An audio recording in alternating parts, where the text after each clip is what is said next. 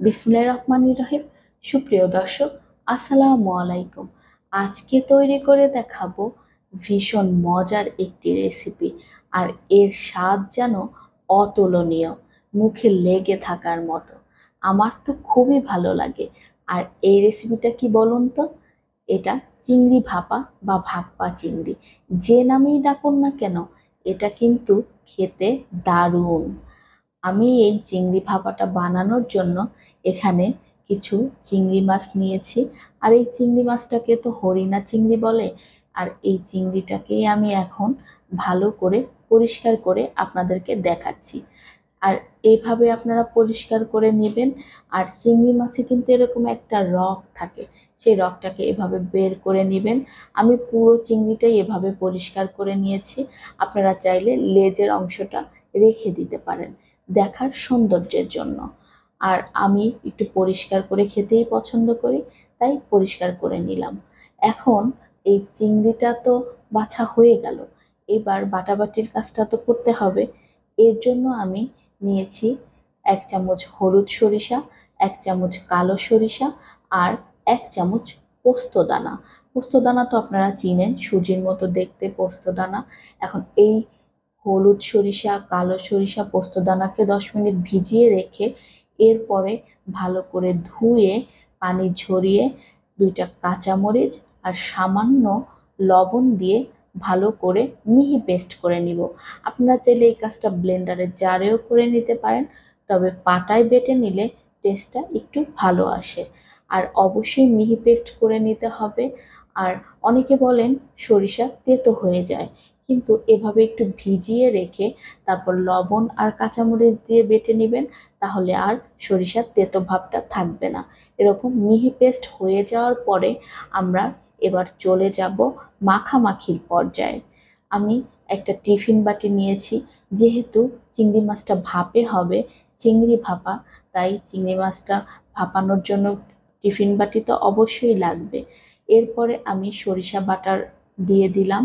তারপরে দিলাম 2 চামচ নারিকেল বাটা, 1 চামচ পেঁয়াজ বাটা, হাফ চামচ জিরা বাটা, আর হাফ চামচ মরিচ বাটা। আপনারা সরিষা বাটার সময় নারকেল, পেঁয়াজ, মরিচ, জিরা একসাথেও বেটে নিতে পারবেন, কিংবা একসাথে ব্লেন্ডারের জারেও মিহি পেস্ট করে নিতে পারবেন। আমি আপনাদের বোঝার জন্য আলাদা করে দেখিয়ে দিলাম।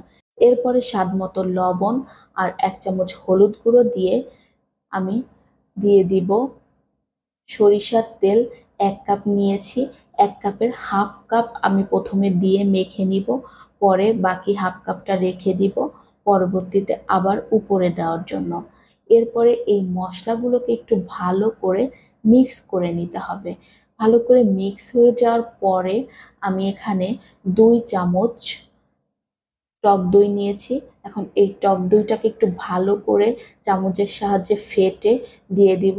আর টক দইয়ের টকটা ব্যালেন্স করার জন্য দিয়ে দিব হাফ চামচ চিনি। আর চিনিটা দেখে ভয় পাবেন না, ভাবছেন মিষ্টি হয়ে যাবে, না। টক দইয়ের এই টক ভাবটাকে ব্যালেন্স করার জন্য চিনিটা অবশ্যই দিবেন। এরপরে আবার ভালো করে একটু উল্টে পাল্টে এই মশলাগুলোকে মাখামাখি করে নিতে হবে। যখন মাখানো হয়ে যাবে তখন ভালো করে পরিষ্কার করে রাখা চিংড়ি মাছগুলোকে এখানে অ্যাড করে দিব। আপনারা যে কোনো চিংড়ি দিয়েই এই রেসিপিটা করে নিতে পারবেন। একটু ভালো করে উল্টে পাল্টে প্রায় 2-3 মিনিট এরকম করে মেখে নিব। এরপরে দিয়ে দিব সেই মশলা বাটা পানি। আপনারা যদি মাখো মাখো ভাব চান তাহলে আর এই পানিটা দিবেন না।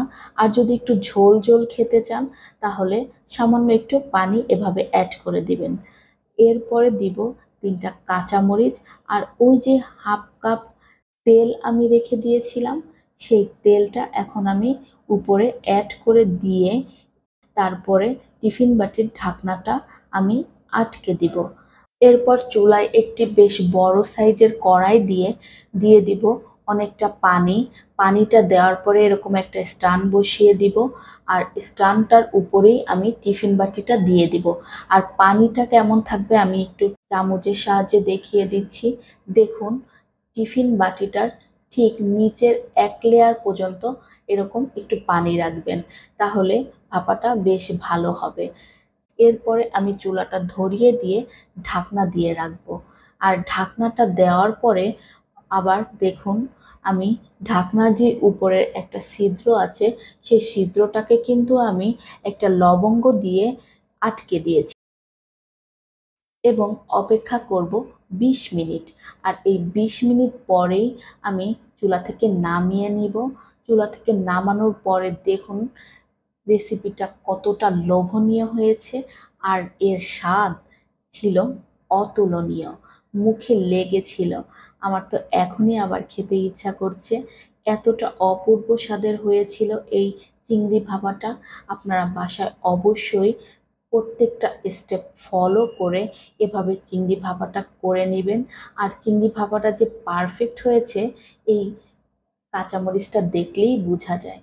এখন আমি গরম গরম ভাতের সাথে গরম গরম চিংড়ি ভাপা পরিবেশন করব। খেতে কিন্তু ভীষণ মজা, ভীষণ মজা। সবাই ভালো থাকবেন, আর এরকম সহজ মজার মজার রেসিপি পেতে আমার চ্যানেলের পাশেই থাকবেন।